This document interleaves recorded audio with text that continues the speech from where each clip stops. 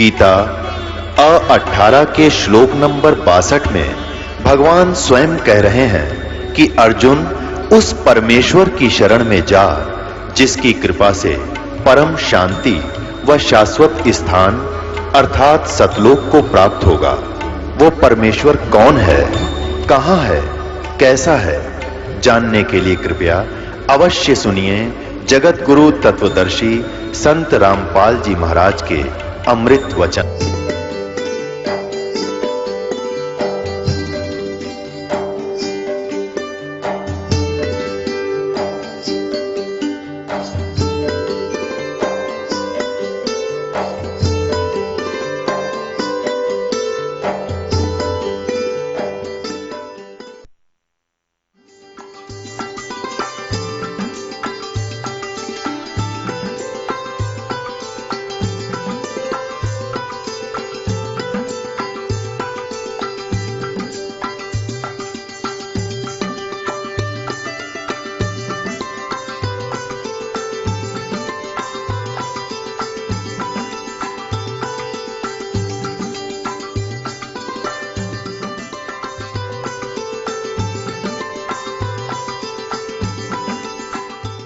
गरीबदास साहिब जी ने परमात्मा से प्राप्त ज्ञान को किस प्रकार बोला है। न्योल नाद सुभान गति लड़े भुअंग हमेश, जड़ी जान जगदीश है विष नहीं व्यापै शेष। गरीब हंस गवन करते नहीं मान सरोवर छाड़े, कौवा उड़ उड़ जात है ये खाते मांसाहार। अंश दशा तो साध है सरोवर है सत्संग, मुक्ता हलबाणी चुगे चढ़त नवेला रंग। दर्श परस नहीं अंतरा रोमी वस्त्र बीच, पारस लोहा एक डग ये पलटे नहीं अबीच। चार मुक्ति बैकुंठ बट सप्तपुरी सैलान, आगे धाम कबीर का हंस न पावे जान। गरीब मौन रहे मन नालय है, मौन रहे मग्नालय है ये मार्ग बंकी बाट। सोन शिखर गढ़ सोरंग है कर सतगुरु से साट। पल से ती पल ना मिले बो लगे नहीं भो, बिच तकिया महबूब का परमेश्वर की सो। काशी काया मन मग हर दोहों के मध्य कबीर, काशी तज मगहर गया पाया नहीं शरीर। अब क्या बताते हैं। न्योल नाद सुबान गति ये लड़े भुअंग हमेश, जड़ी जान जगदीश है विष नहीं व्यापै शेष। अंश गमन करते नहीं मान सरोवर छाड़, ये कौवा उड़ उड़ जाते हैं वो खाता मांसाहार। अब क्या बताते हैं कि जिस प्रकार नेवला न्योल एक नेवला होता है छोटा सा जानवर, करेलिए जैसा, उससे थोड़ा तगड़ा होता है, चूहे से बड़ा। एक कहते हैं न्योल एक सर्प के साथ युद्ध करता है। सर्प कितना बड़ा होता है, 5-5, 6-6 फुट का लंबा और तगड़ा मोटा। और न्योल एक बहुत ही छोटा सा जानवर होता है, चूहे जैसा।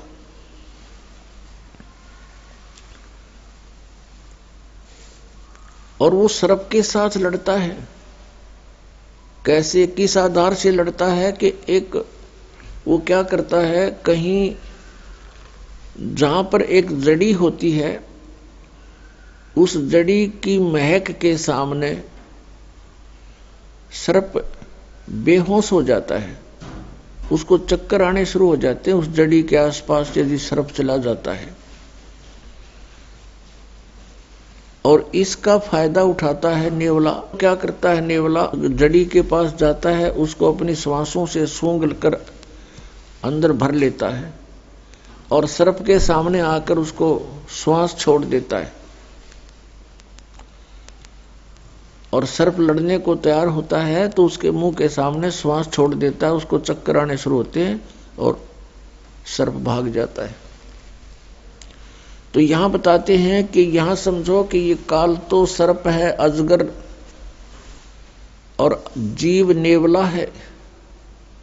और जिस नेवले को यह जड़ी प्राप्त होगी सतनाम के श्वास के सिमरण की, उसके सामने फिर वो सर्प रूपी अजगर अर्थात काल भाग जाता है।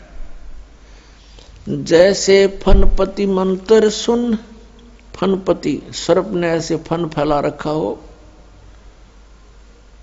और कहते हैं सपेरा एक मंत्र बोल देता है तो वो सर्प ऐसे किए हुए फैलाए हुए फन को सकोड़ लेता है, इकट्ठा करके भाग लेता है, एक तरफ मुंह मोड़ लेता है।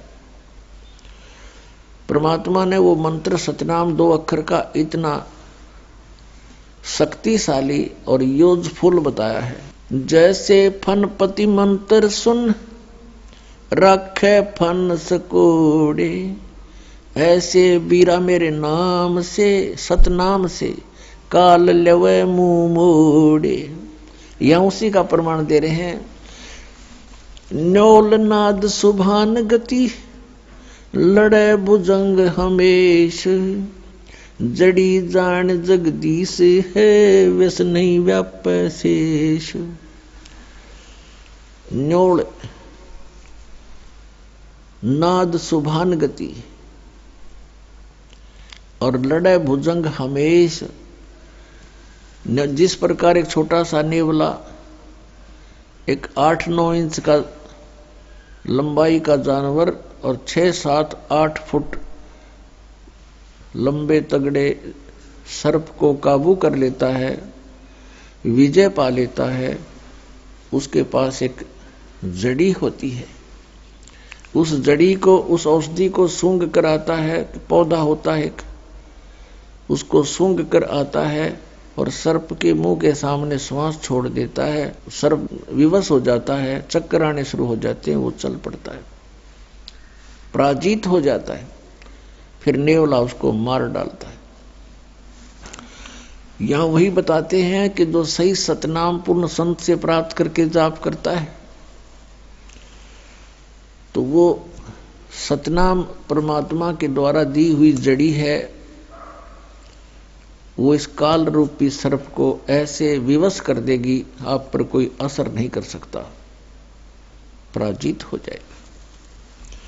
हंस गवन करते नहीं मान सरोवर छाड़े, कौवा उड़ उड़ जाते है ये खाते मांसाहारे।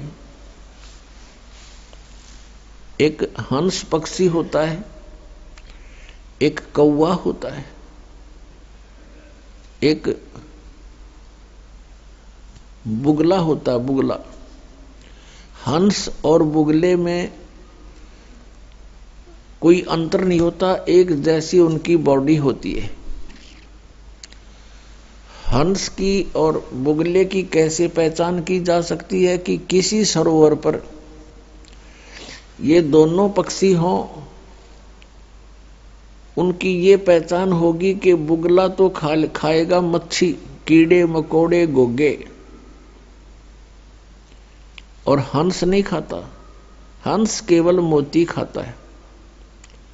हंस के अंदर एक और पहचान, एक और विशेष गुण होता है कि जैसे आप 1 गिलास दूध में 1 गिलास जल मिलाकर हंस के सामने रख दो, वो अपनी चोंच से पीना प्रारंभ करेगा, दूध को ग्रहण कर लेगा, जल 1 गिलास जो का त्यों रह जाएगा। उसके अंदर परमात्मा ने ऐसा गुण दिया है। कहने का भाव ये है कि जैसे अच्छी आत्माएं होती हैं जो परमात्मा की भक्ति करते हैं, वो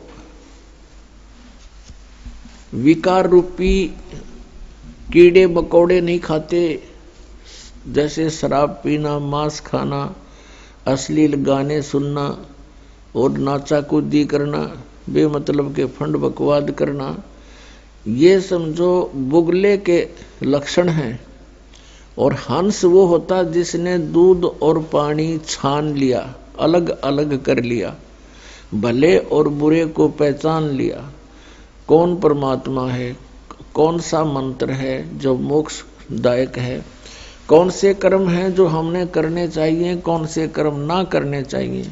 जिस व्यक्ति ने ये दूध और पानी छान लिया, पहचान लिया, अलग अलग जान लिया, वो हंस तुल्य होता है। इसके अतिरिक्त वो बुगले के तुल्य प्राणी होते हैं। कहा है कि हंस गवन करते नहीं, मान सरोवर छाड़, और कौवे उड़ उड़ जाते हैं, वो खाते मांसाहार।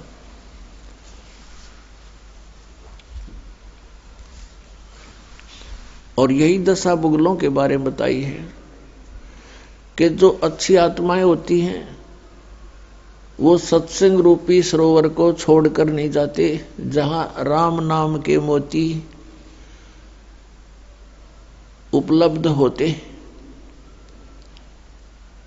और जो कव्वे जैसे व्यक्ति हैं, बुगले जैसे व्यक्ति हैं, वो उस सरोवर पर नहीं टिक सकते जहां पर मच्छी, कीड़े मकोड़े, घोंघे खाने को नहीं मिलते। वो मोती आहार नहीं कर सकते, कर्महीन होते हैं। ये सत्संग रूपी सरोवर में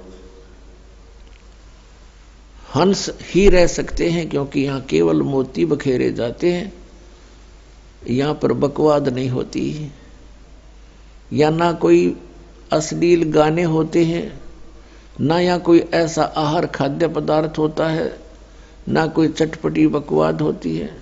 सिंपल आहार होता है, स्वच्छ आहार होता है, और साथ में उच्च विचार होते हैं। तो उनको हंस ही ग्रहण कर सकते हैं, कौवे नहीं रुक सकते। उनकी आदत बकवाद करने की, मांस खाने की, यानी शराब पीने की है, सिनेमा देखने की है, और माया जोड़न के उनकी एक विशेष प्रवृत्ति होती है। तो वो व्यक्ति सत्संग में नहीं रह सकते, वो यहाँ से तुरंत भाग जाते हैं। अंश दशा तो साध है, ये सरोवर है सत्संग, मुक्ता हलबाणी चुगे फिर चढ़े नवेला रंग। हंस दशा तो साधु हैं, साध सोए जो सीधा चाले, बकवाद छोड़ दे साधु है, भक्ति करे, सत भक्ति करे, वो साधु है। कहते हंस जैसी दशा के तो ये संत हैं, भक्त हैं। और ये सरोवर है सत्संग, जहां उनको मोती, सतनाम रूपी, सत्संग रूपी मोती प्राप्त कराए जाते हैं।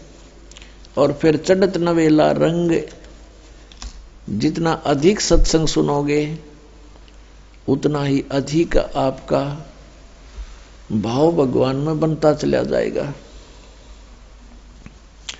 फिर क्या बताते हैं, दरस परस नहीं अंतरा, रूमी वस्त्र बीच, पारस लोहा एक डग, ये पलटे नहीं अभीच। क्या बताते हैं कि यदि सत्संग में भी रहते हैं, आ भी जाते हैं किसी कारण से, किसी के कहने सुनने से, तो वो ऐसे बताए हैं कि जैसे एक पारस पत्थर होता है, उस पारस पत्थर के साथ में अगर लोहे को लगा दिया जाए, वो सोना बन जाता है। लगाने का मतलब है उससे ऐसे बिल्कुल टच होना चाहिए, ऐसे टच हो जाए तो सोना बना देता है। और उनके बीच में वो रखा निकट दिखाई देता है, और बीच में जरा सा भी अंतर रह गया, यानी कहते रोमी वस्त्र अंतरा। एक उदाहरण दिया कि बिल्कुल बहुत ही पतले वस्त्र भी की मोटाई जितना भी अंतर बीच में रह गया दोनों के, वो लगते तो ऐसे जैसे बिल्कुल साथ लगे हुए, लेकिन वो सोना नहीं बन रहा, क्योंकि उससे वो टच नहीं हो रहा। लगता है जैसे बिल्कुल साथ ही खड़ा है, रखा है, बिल्कुल टच हुआ है, लेकिन टच ना होने से अभी वो सोना नहीं बना। तो यहां बताते हैं, इसका भावार्थ बताते हैं कि जैसे कोई व्यक्ति सत्संग में आ भी रहा है और फिर सत्संग के उन वचनों को हृदय में उतार नहीं रहा, तो वो सत्संग बच्चे आता भी रहे उसके असर नहीं होगा, क्योंकि वो अभी मिला नहीं है। तो यहां बताते हैं कि दर्श परस नहीं अंतरा, रोमी वस्त्र बीच, और पारस लोहा एक के डिग, पर पलटत नहीं अबीच। अब जैसे किसी ने उपदेश भी ले रखा है, श्रद्धा है नहीं गुरुदेव के प्रति, तो वो रह अवश्य साथ रहा है, लेकिन वो मिला नहीं है। जैसे परमात्मा अपने इतने में पढ़ते हो, बिन सतगुर मिले मोहे ना पावे, और वैसे मिले कैसे कि सतगुरु के साथ एक रस नहीं होता, तब तक परमात्मा प्राप्ति नहीं होती। सतगुरु तो मिला हुआ है, नाम भी मिला हुआ है, हृदय में जगह है नहीं तो मालिक प्राप्ति नहीं हो सकती। भाव ये है कहने का। काया काशी मन मघर, दोहों के मध्य कबीर, काशी तज मघर गए, पाया नहीं शरीर। श्वेत वर्ण शुभ रंग है, नगरी अकल अमान, तन मन की तो गम नहीं, निज मन का स्थान। निज मन ऊपर परम पद, राग रूप धर्म धीर, दूजे को तो गम नहीं, तावा मैल कबीर। निज मन से ती मन हुआ, मन से ती तन देहे, देही में कछु ना हुआ तो नाहक लाई खे। बेरा साटे बेचिया बैरागर सुल्तान, मालन को जाना नहीं, बेबुद्धि खेचा तान। शेर बेर पलड़ चढ़े, एक पड़ा भोमाही, मालन और सुल्तान को हलकारे ले जाही। 2.5 लाख की पावड़ी, 1 पैसे का बेर, देख अदम सुल्तान को कैसे डारी मेर।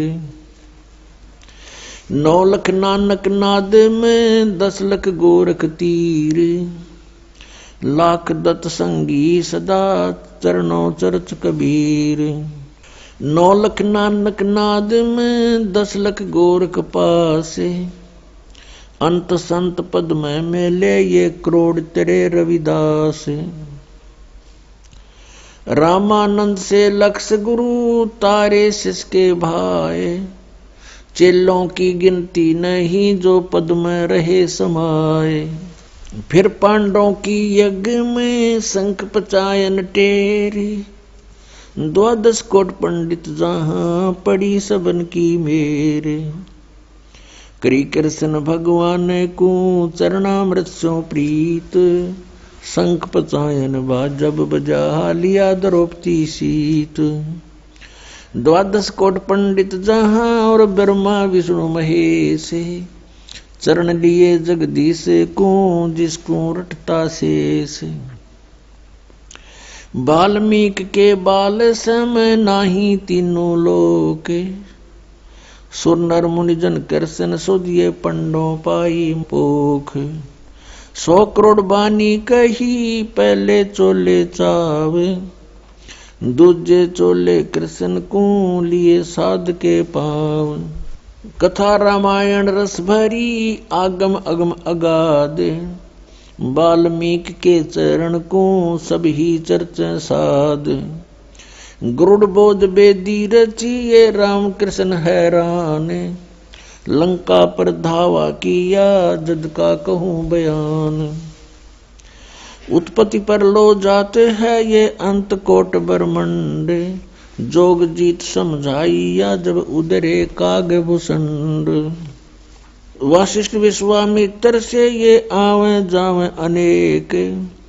कागभूषण की पलक में जो चावे सो देख। ऐसे कागभूषण हैं ये जोग जीत के दास। चर्चा ज्ञान सुनाए कर दीन्या पद में बास। दुर्वासा और मुनिंद्र का हुआ ज्ञान संवाद। दत्त तत्व में मिल रहे जागर विधानवाद। बौर समस्तर बेज को समझाए मंसूर। सिमली पर साका हुआ पहुंचे तख्त हजूर। सिख बंदी सतगुरु सही चकवे ज्ञान अमाने। शीश कटा मंसूर का फेर दिया जद्दान। दीन दयाल मिले सुल्ताने को बलक बुखार बदशाही। 18 लाख तुरा तजा पर से अलख अलाई। अब इसमें क्या बताना चाहा है आदरणीय गरीबदास साहिब जी ने कि 9 लाख नानक नाद में और 10 लाख गोरख तीर। लाख दत्त संगी सदा चरणों चरच कबीर। नानक साहब जी जैसी पुण्यात्माओं कहते हैं लाखों की संख्या में पार कर दी। और 10 लाख गोरख तीर। गोरख जैसे सिद्ध पुरुष जो यहाँ एक छोटी सी सिद्धि प्राप्त करके प्रभुता को प्राप्त था, कहते इसे 10 लाख परमात्मा के को ने पार किए जो ऐसी ही भूल में भटक रहे थे। लाख दत्त संगी सदा चरणों चरच कबीर। दत्तात्रेय जैसे भी लाखों पुण्यात्माओं को परमात्मा कबीर जी ने पार किया सत भक्ति देकर। फिर बताया कि रामानंद से लक्ष गुरु तारे शिष के भाई और चेलों की गिनती नहीं जो पद में रहे समाये। रामानंद जी जैसे लक्ष गुरु यानी लाखों गुरु उतार दिए। उनको शिष्य बनकर उनका परमेश्वर रामानंद जी के शिष्य बन करके उनको सतमार्ग समझाया। और गुरु मर्यादा बनाए रखने के लिए अति आवश्यक जाना, इसलिए उन्होंने रामानंद जी को गुरु बना करके ये मर्यादा कायम रखी कि गुरु बिन माला फेरते, गुरु बिन देते दान, गुरु बिन दोनों निष्फल हैं चाहे पूछो वेद पुराण। अब क्या बताया है, काया काशी मन मघर दोहों के मध्य कबीर और काशी तज मघर गए पाया नहीं शरीर। पुण्यात्माओं अज्ञान को हटाने के लिए परमात्मा स्वयं आते हैं और वो एक तत्वदर्शी संत की भूमिका करते हैं, यानी तत्व ज्ञान प्रचार करते हैं। अच्छी आत्मा को मिलते हैं, उनको अपने सामर्थ्य से परिचित कराते हैं। ये विधान है परमात्मा का। एक रामानंद नाम के बहुत बड़े विद्वान माने जाते थे, पंडित जी थे। चारों वेदों के, गीता के, 18 पुराणों के वो मर्मज्ञ माने जाते थे। और उन्होंने आकर के वहां बनारस में अपना, काशी में अपना डेरा स्थापित किया और 1400 ऋषि बनाए प्रचारक। वो प्रचार किया करते थे। और स्वामी रामानंद जी ये विष्णु जी के उपासक थे। श्री विष्णु जी को वो इष्ट मानते थे। गीता और वेदों का प्रचार करते थे। 18 पुराणों को वो एक विशेष ग्रंथ मानते थे। वेदों के तुल्य मानते थे।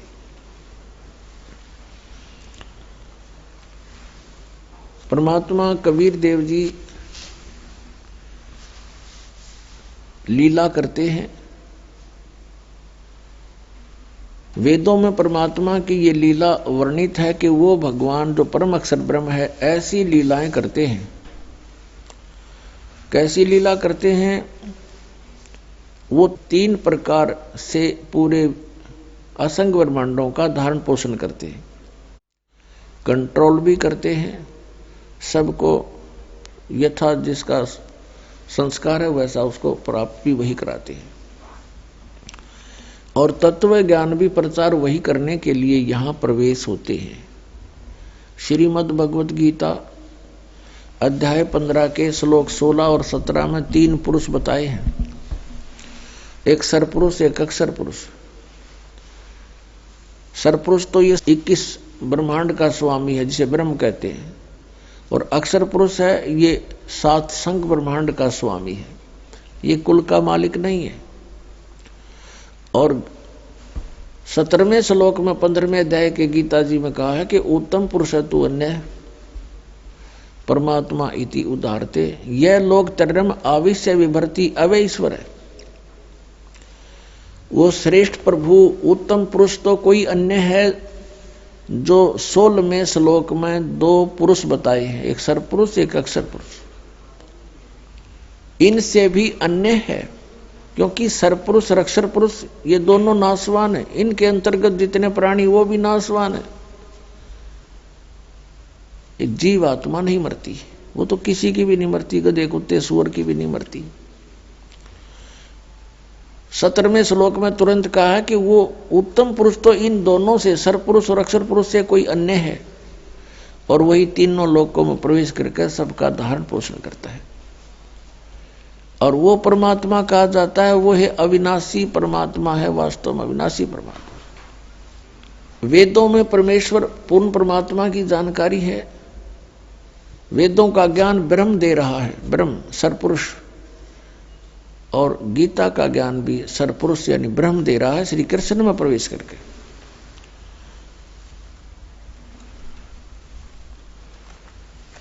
और इस बात से अपरिचित थे कौन? स्वामी रामानंद जी।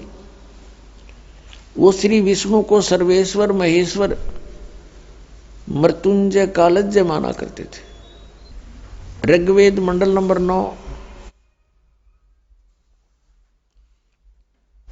और सूक्त नंबर 1 के मंत्र नंबर 8 में और 9 में स्पष्ट किया है कि वो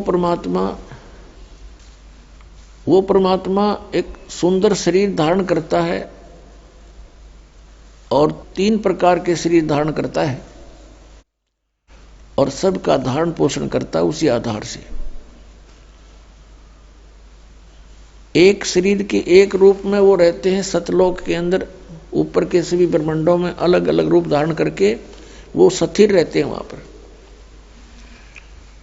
उसमें एक रोम कूप के अंदर करोड़ सूर्य मिला दे, करोड़ चंद्रमा, ऐसा प्रकाश है उस परमात्मा के शरीर का, एक रोम कूप का। यदि वो परमात्मा उसी रूप में यहां आ जाए तो हम कुछ नहीं देख सकते उनको। वो परमात्मा अपना अन्य एक हल्का तेज पुंज का रूप बना करके यहां प्रवेश होते हैं। यहां प्रवेश होने के उनके 2 कारण हैं। एक तो प्रत्येक युग में वो एक लीला करते हैं, शिशु रूप धारण करके आते हैं, और फिर प्रत्येक युग में वो लीला करते हैं एक शिशु रूप धारण करके कमल के फूल पर तालाब में आकर प्रकट होते हैं, जिस कारण से वो नारायण कहलाते हैं। नारायण का अर्थ होता है जल पर विराजमान होने वाला। नार माने जल, आयन माने उस पर विराजमान होने वाला, रेस्ट करने वाला। अब हम श्री विष्णु जी को नारायण मानते थे कि वो शेषनाग की सैया पर उस पर रहते हैं। वो नारायण नहीं है, वो तो जन्म लेते हैं दुर्गा से, काल इनका पिता है। और वो परमात्मा अजन्मा है और ऐसे वो जल के ऊपर आकर के कमल के फूल पर विराजमान होते हैं, जिस कारण से नारायण उस कबीर देव को ही कहा जाता है। ऐसी लीला वो प्रत्येक युग में करते हैं। अब जैसे कलयुग में परमात्मा आए थे सन 1398 संवत 1455 ज्येष्ठ सुदी पूर्णमासी को सतलोक से चलकर आए और कमल के फूल के ऊपर आकर एक शिशु रूप धारण करके विराजमान हुए। उनके प्रत्यक्ष दृष्टा श्री अष्टानंद नाम के एक महर्षि थे, जो स्वामी रामानंद जी के शिष्य थे। और वो लहर तारा तालाब पर जहां आकर के परमात्मा प्रकट हुए कमल के फूल पर, वो लहर तारा तालाब उस समय काशी शहर से लगभग 4 किलोमीटर दूर था और वहां आसपास वन था, चारों तरफ उसके जंगल था और वहां वो सरोवर बना हुआ था गंगा के साथ में। गंगा का पानी लहरों के द्वारा उछलकर ओवरफ्लो होकर वर्षा के दिनों में उस झील में प्रवेश कर जाता था और एक बहुत बड़े सरोवर का रूप धारण कर लेता था, जिस कारण से उसको लहर तारा तालाब कहा जाता था।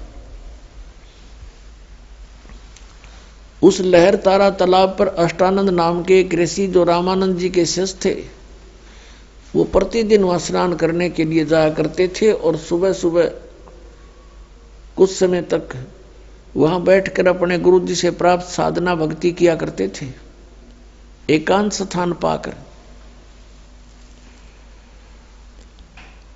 और एक नीरू और नीमा नाम के जुलाहे थे। ये नीरू नीमा कौन थे? उसी जन्म में ये पहले ब्राह्मण थे। गौरी शंकर नाम था नीरू का और सरस्वती नाम था नीमा का। ये शिव जी के भक्त थे।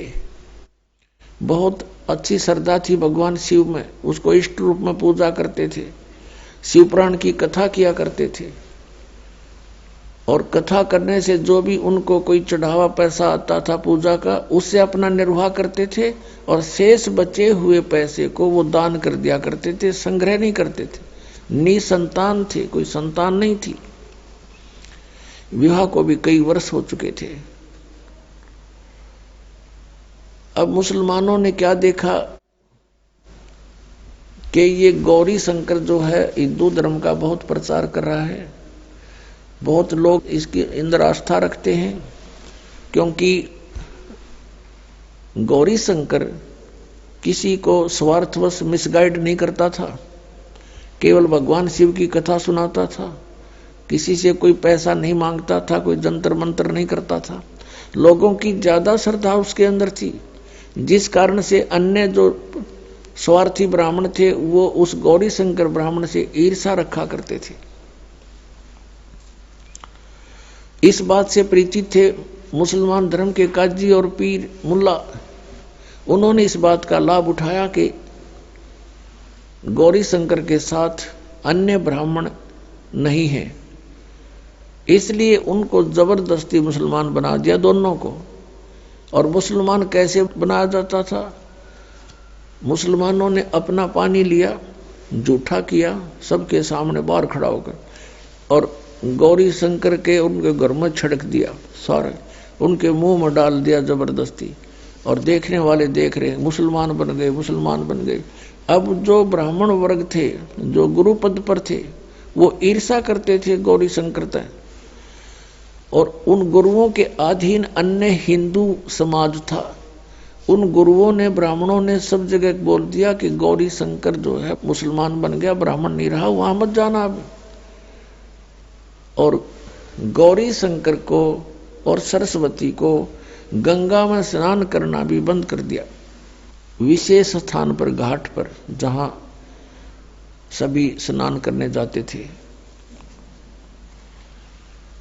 और मुसलमानों ने उनका नाम, गौरी शंकर का नाम रख दिया नूर अली और सरस्वती का नाम रख दिया नियामत। फिर जैसे उसको अपभ्रंश करके बोलते हैं, नूर अली को तो नीरू कहने लगे, नियामत को नीमा, ऐसे बोलने लगे। अब वो गंगा में स्नान नहीं कर सकते थे और प्रतिदिन स्नान करना उनका अपना एक निजी कर्तव्य था। वो स्नान करके ही अपना कोई साधना किया करते थे। अब भले ही मुसलमान बन गए थे लेकिन क्रियाएं वो छोड़ नहीं पा रहे थे मन से।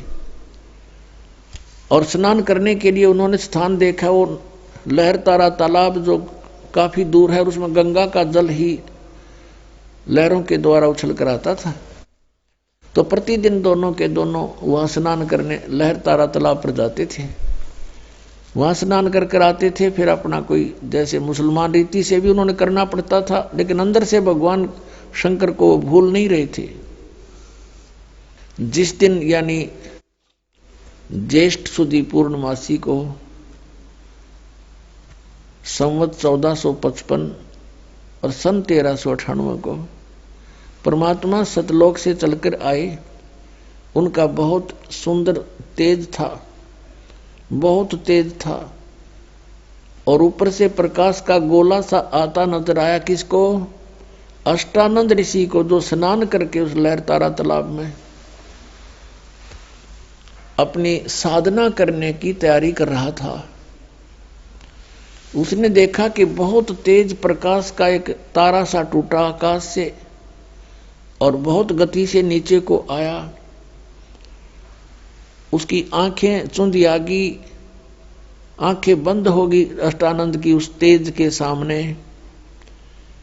पहले तो प्रकाश का गोला दिखाई देता था, आंखें बंद करी तो क्या देखा कि जैसे उसमें एक शिशु रूप है, बालक का नवजात शिशु रूप दिखाई दिया। जैसे हम सूर्य की ओर देखते हैं तो सूर्य की तरफ देखने के बाद हम फिर आंखें बंद कर लेते हैं तो हमें सूर्य का प्रकाश नहीं दिखाई देता, प्रकाश रहित उसका आकार दिखाई देता है। यही दशा उस अष्टानंद ऋषि की हुई। जब उसकी आंखें उस नूर को सहन नहीं कर सकी, बंद हुई, तो क्या देखा कि एक शिशु रूप है इसके अंदर। दोबारा आंखें खोली तो क्या देखा कि लहरतारा तालाब में एक कोने में वो प्रकाश सिमट गया, आगे उसको कुछ दिखाई नहीं दिया। अब वो उठकर चल पड़ा अपने गुरु रामानंद जी के पास, ये जानने के लिए कि आज मैंने ये क्या देखा, ये कोई मेरी भक्ति की उपलब्धि है या कोई मुझे भ्रम लगा है। स्वामी रामानंद जी के पास जाकर अष्टानंद जी ने प्रश्न किया कि हे गुरुदेव, आज मैंने एक अनोखा प्रकाश देखा, अद्भुत प्रकाश देखा। ऊपर से जैसे तारा सा टूटता है से नीचे को आया, इतनी गति से आ रहा था कि मैं वर्णन नहीं कर सकता, और मेरी आंखें उसको सहन नहीं कर सकी गुरुदेव।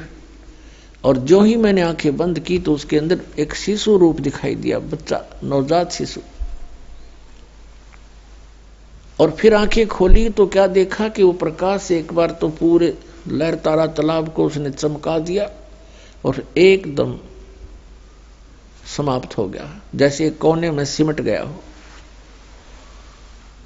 अब जैसा भी स्वामी रामानंद जी को ज्ञान था, उसने अपने शिष्य का समाधान किया शंका का कि बेटा, उस शिष्य ने पूछा था कि स्वामी जी, ये मेरी कोई भक्ति की उपलब्धि है या मुझे कोई भ्रम लगा है?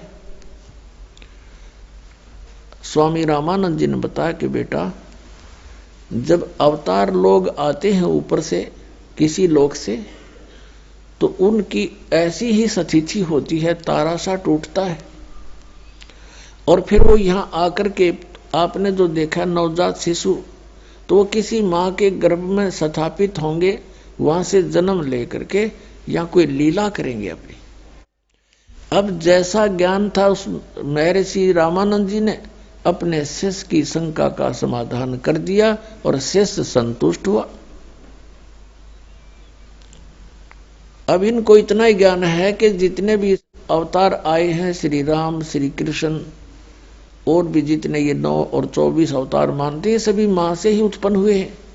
लेकिन वो अवतार जो लहर तारा तालाब पर कमल के फूल पर आया है, वो किसी माँ से जन्म नहीं लेता, वो अजन्मा है, वो स्वयंभू है, वो परिभू है, स्वयंभू है। उनका शरीर शुक्रम अकायम ऐसनाविरम, उस परमात्मा का शरीर माता पिता के योग से बनी उन बीज शक्ति से नहीं होता, और उनके शरीर में नाड़ी तंत्र नहीं है। इसलिए यजुर्वेद अध्याय नंबर 40 के मंत्र 8 में कहा है कि सप्रियागात, वो सबसे प्रथम देहधारी और सबसे पहला प्रगट पुरुष है। और शुक्रम अकायम कबीर मनीषी, वो कबीर देव, कबीर विद्वान, सर्वज्ञ, मनीषी माने सर्वज्ञ और कबीर माने कबीर देव, वो कबीर देव कबीर साहब सर्वज्ञ है। और शुक्रम अकायम ऐसनाविरम अवर्णम और अपाप विद्यम स्वयंभू परिभू। अब यहाँ पर ये जो निराकार मानने वाले हैं अज्ञान आधार से, इस यजुर्वेद अध्याय नंबर 40 के मंत्र 8 के केवल इस वर्ड को साथ ले लेते हैं अकायम, कि वो काया रहित है, उसकी काया नहीं है। ऐसनाविरम, अभी न कोई पूछने वाला हो ऐसनाविरम कहने की जरूर क्या थी, एक अकायम शब्द लिख दिया बस सुफिशिएंट था। अगर भगवान निराकार है, काया रहित है, अकायम शब्द ही पर्याप्त था। इसमें स्पष्ट किया है कि शुक्रम अकायम, शुक्र माने शक्ति, बीज शक्ति पुरुष की। कहते मां के संयोग से शुक्र से बनी हुई उसकी काया नहीं है। और वो स्वयंभू क्यों बोला? स्वयंभू, स्वयं प्रकट होने वाला। और परिभू, सबसे प्रथम प्रगट पुरुष परमात्मा, सबसे पहला वर्तमान। तो यहां पर असनाविरम का अर्थ इसलिए है कि उस मालिक का शरीर है लेकिन उसमें नाड़ी तंत्र नहीं है, वो एक तत्व से बना हुआ है। तो इस प्रकार हमने परमात्मा को पहचानना है। अब रामानंद जी को जैसा ज्ञान था उसने अपने शेष का समाधान कर दिया। और ये मानते हैं कि कोई भी अवतार मां के बिना जन्म नहीं ले सकता, लेकिन ये अवतार वो परमात्मा सत्य पुरुष अजन्मा है, वो किसी मां से जन्म नहीं लेते, लीला वैसी ही करते हैं। एक बालक रूप धारण करके कमल के फूल पर प्रकट हुए, और उस समय जब वो परमात्मा शिशु रूप धारण करके एक लीला करने आते हैं तो उनकी परवरिश की लीला कंवारी गायों से होती है। ये वेदों में लिखा है। वेद तो दास ने पढ़े हैं, अभी सन 2001 के बाद ही इनको जाना है। और परमात्मा की हुई लीला लिपिबद्ध कबीर सागर में लगभग 600 वर्ष पहले से है। अब इससे हम भगवान पहचान लेंगे कि वेद जो गुण बताते हैं परमात्मा के, वो किस भगवान में खरे उतर रहे हैं। ही इज गॉड, वह परमात्मा है। इतनी सी बात है। इन सदग्रंथों में हम पहले भी मानते थे कि वेद सत्य हैं, सच्चे ज्ञान युक्त है, लेकिन इन वेदों के आधार से हमें यह बताया गया कि परमात्मा निराकार है। लेकिन वेदों में लिखा है वो साकार है, सशरीर है, उसका नाम कबीर है, कबीर देव। तो जिनको हम विद्वान माना करते थे वो विद्वान नहीं, अज्ञानी अनाड़ी थे। संस्कृत भाषा जानते थे। संस्कृत भाषा पढ़ने वाला भी समझ सकता है कि परमात्मा सशरीर है, उसमें लिखा स्पष्ट है। अग्नि तनुरसी, यजुर्वेद के 5वें अध्याय के प्रथम मंत्र में 2 बार लिखा है। अग्नि तनुरसी विष्णुवेत्वा सोमस्य तनुरसी, परमेश्वर सशरीर है और सबके धारण पोषण करने के लिए उस अमर पुरुष का और भी शरीर है। तो इस प्रकार हम अब सदग्रंथों को जानकर परमात्मा को पहचान सकते हैं। उधर से नीरू नीमा आए स्नान करने के लिए वो समय था ब्रह्म मुहूर्त का। ब्रह्म मुहूर्त कहते हैं सूर्य उदय होने से पहले 1.5 घंटा का जो समय है उसको ब्रह्म मुहूर्त बोलते हैं ये। तो उस समय वो स्नान करने के लिए चले अपने घर से। स्नान करने लगी, पहले नीमा ने स्नान किया। नीमा स्नान करके बाहर आई, फिर नीरू स्नान करने के लिए गया। और सुबह का जो अंधेरा होता है वो एकदम चांदने में परिवर्तित हो जाता है, बहुत शीघ्र रोशनी हो जाती है। ऐसी दूर से देखने जोगा उसमें व्यवस्था हो जाती है। अब नीरू नहा रहा था ऐसे करके,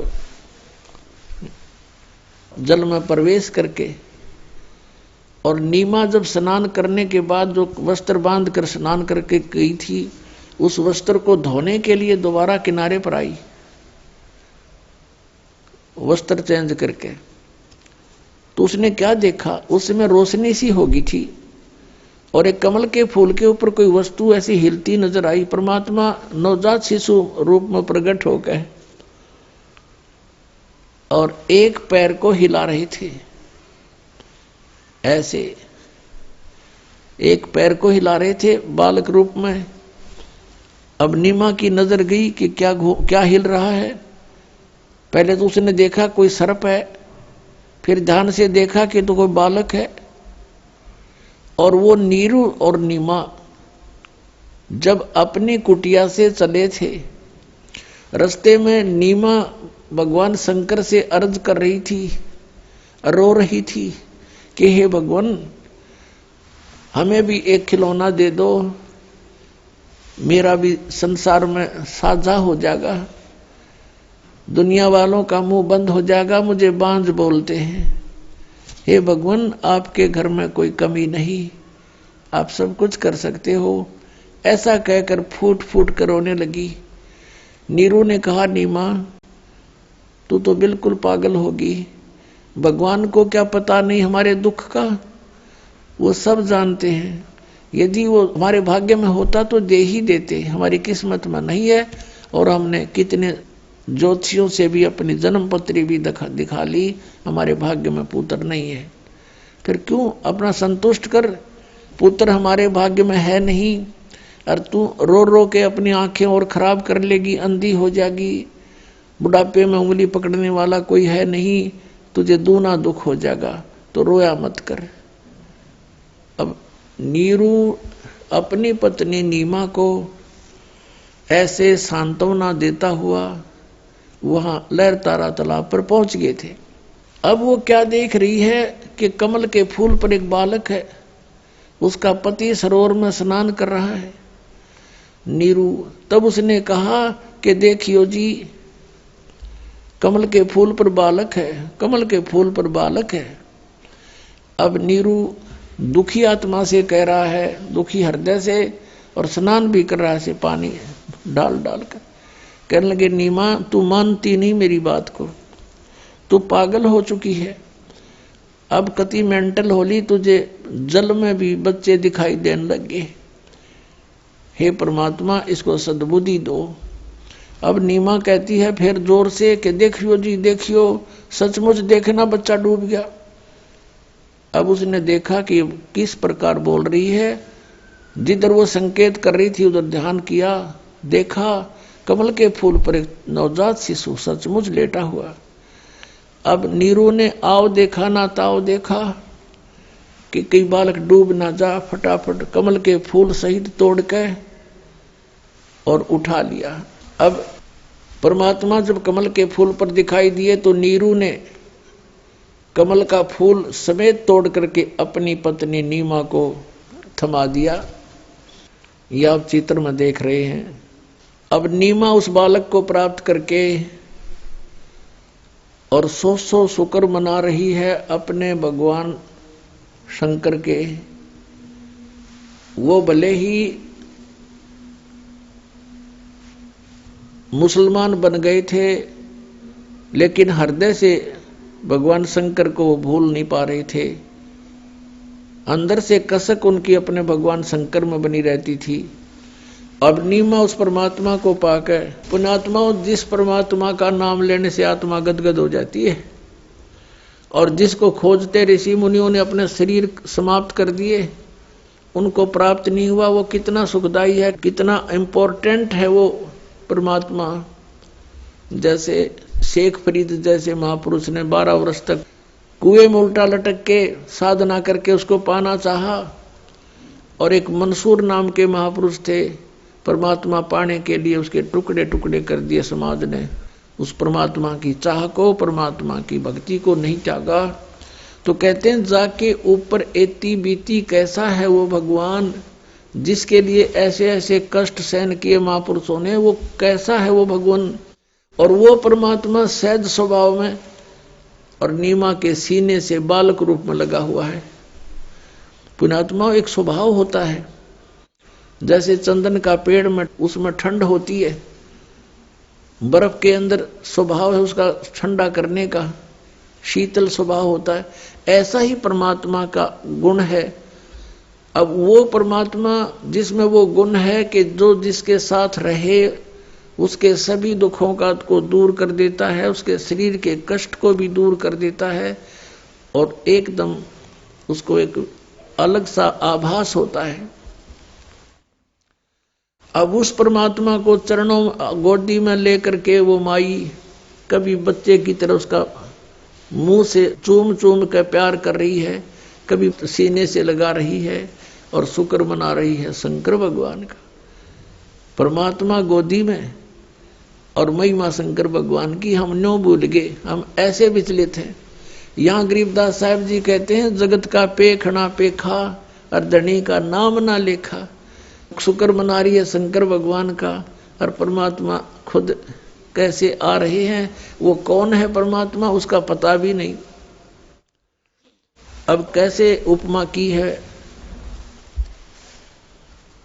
गरीबदास साहिब जी ने अपने भगवान की।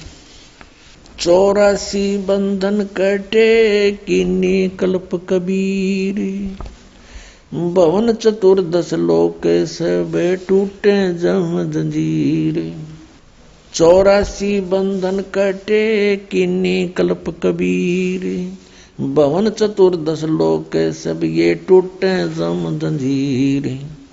अंत कोट ब्रह्मांड में बंदी छोड़ कहाए, सो तो एक कबीर हैं जननी जने नमाए। शब्द स्वरूपी साहेब धनी शब्द सेंद सब माही, बाहर भीतर रम रहा जहां तहां सब ठाही। जल थर पृथ्वी गगन में वो बाहर भीतर एक, पूर्ण ब्रह्म कबीर हैं अवगत पुरुष अलेख। सेवक होकर उतरे इस पृथ्वी के माही, जीव उदाहरण जगत गुरु बार बार बल जाही। पुण्यात्माओं, जैसे तुलसीदास जी ने लाखों वर्ष पहले की घटी हुई घटना रामायण को अपनी चौपाइयों के माध्यम से पुनः ज्यों का त्यों अंकित कर दिया, क्योंकि उनकी दिव्य दृष्टि खुल गई थी। और इधर से आदरणीय गरीबदास साहिब जी को परमात्मा स्वयं लेकर के सतलोक गए, सब ब्रह्मांड दिखाए, ब्रह्मा विष्णु महेश के लोक दिखाए, और फिर वो ज्ञान उनके हृदय में भर दिया और उनकी दिव्य दृष्टि ऑन कर दी। आदरणीय गरीबदास साहिब जी की भी दिव्य दृष्टि ऑन कर दी, उनकी भी दिव्य दृष्टि खुल गई थी। अब यहाँ दिव्य दृष्टियों का भी अपनी अक्षमता होती है, दिव्य दृष्टियों की। अब जैसे एक सूक्ष्मदर्शी जिसको दूरबीन बोलते हैं, उनकी एक रेंज होती है, क्षमता होती है कि कहाँ तक देख सकते हैं। ऐसे ही श्री तुलसीदास जी के दिव्य दृष्टि की रेंज थी, उन्होंने श्री कृष्ण यानी श्री विष्णु और श्री राम तक ही उनकी दिव्य दृष्टि काम करे थी, और उस सत्र का उन्होंने ज्यों का त्यों चित्रण कर दिया अपनी वाणी में। ऐसे आदरणीय गरीबदास साहिब जी की दिव्य दृष्टि और आल काम करे थी, परमात्मा पूर्ण ब्रह्म की दी हुई थी, उसकी क्षमता ज्यादा थी। तो उन्होंने असंख्यों वर्ष पहले जो सृष्टि रचना की वो भी ज्ञान दिया, जो परमात्मा कबीर जी ने रची थी, और सतयुग त्रेता द्वापर में जो लीलाएं परमेश्वर ने आकर की थी वो भी ज्ञान दिया। अब गरीबदास जी क्या कहते हैं, पुण्यात्माओं भगवान पहचानना पड़ेगा हमने, और जब तक हम परमात्मा को नहीं पहचानेंगे और भगवान को हम नहीं जान सकेंगे तो हमें कोई भी भ्रमित कर देगा और हम मार्ग से विचलित होकर अपना फिर जीवन नाश कर जाएंगे। परमात्मा ने आपको विद्या इसलिए दी है कि आप परमेश्वर को पहचान सकोगे, सदग्रंथों को जान सकोगे कि हमारे सदग्रंथ क्या बताते हैं, और जिन महापुरुषों ने परमात्मा को देखा वो क्या बताते हैं, और जिन्होंने भगवान मिला नहीं वो क्या ऊट पटांग बकते हैं। तो फिर हम उनसे हटकर अपने तत्व मार्ग को ग्रहण करेंगे, तत्व ज्ञान को ग्रहण करेंगे। जीवन कल्याण होना तो बहुत आसान है।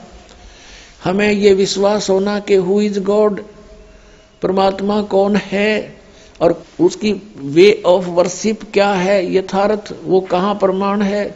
जब हमें ये विश्वास हो जाएगा फिर तो नाम में जपना है, भक्ति करनी है, और मर्यादा तो रहना ही है, क्योंकि बीड़ी शराब मांस तम्बाकू ये यहाँ के संसार के चोचले ये हमें आवश्यकता ही नहीं है, तो बकवाद है सारी, तो इनको तो अपने आप ही छोड़ना पड़ेगा। और जो अन्य उपासना हम करते थे वो गीता में मना है कि शास्त्र विधि को त्याग कर जो मनमाना आचरण करते हैं उनको न तो सुख हो, न उनको कोई सिद्धि प्राप्त हो, न उनकी गति हो, फिर किस लिए भक्ति करते हैं? इन तीनों वस्तुओं के लिए भक्ति करते हैं। तो श्री गीता जी में ना तो किता तीर्थ पर जान का संकेत आदेश प्रावधान, और न हरे कृष्ण हरे राम राधे राधे मिला श्याम, ये कोई मंत्र नहीं। तो ये जो साधना, ये मंत्र, ये सब व्यर्थ है। श्राद्ध निकालना गीता मना कर रखा। 9वें अध्याय के 25वें श्लोक में कहा कि अर्जुन भूत पूजने वाले भूत बनेंगे। ये श्राद्ध निकालना, अस्थि उठाना, जल प्रवाह करके आना, ये सारे जो है ना भूत पूजा है। श्राद्ध निकालना, फिर तेरहवीं करना, ये सारी भूत पूजाएं हैं। मरने के बाद जो पूजा की जाती है भूत पूजाएं कहलाती है।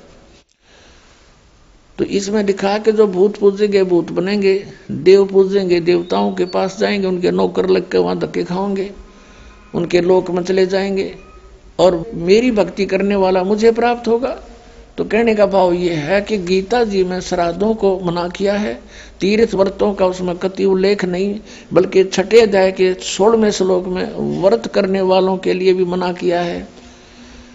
उसमें कहा कि अर्जुन ये योग यानी भक्ति न तो अधिक खाने वाले की और न बिल्कुल ना खाने वाले की, बिल्कुल ना खाना व्रत रखना, और ना घना जागने वाले की और ना घना सोने वाले की, ये कभी सफल नहीं होती। तो व्रत मना कर रखा। और ये एकादशी के व्रत की नरी महिमा गावे ये नकली संत, और फिर तीर्थों पर भ्रमण करवावे, वहां जाने से मोक्ष हो जाता। अगर तीर्थों पर जाने से मोक्ष होता तो गीता जी में अवश्य अंकित होता, और हरे कृष्ण हरे राम ओम नमः शिवाय एवं नमः, अगर ये मंत्र सही होते तो गीता जी में वर्णन होता। जो गीता जी में वे ऑफ वर्शिप नहीं है, वो शास्त्र विधि त्याग कर मनमाना आचरण है, वो हमने नहीं करना चाहिए, वो व्यर्थ है। फिर भगवान को पाना बहुत आसान। गीता जी में कहा कि मेरी भक्ति करनी है तो ओम इति एकाक्षरम ब्रह्म व्यवहारण मामनुस्मरण ये पर्याति तो जन्देहम सयाति परमाम गतिम। 8वें अध्याय के 13वें श्लोक। मुझ ब्रह्म का केवल एक ओम मंत्र है, नथिंग एल्स। अंतिम सांस तक भक्ति करता हुआ जो शरीर छोड़कर जाता है सो याति परमाम गतिम, वो मेरे यानी ब्रह्म से मिलने वाली जो परम गति है उसको प्राप्त होता है। कहाँ ब्रह्म लोक में चला जाता है।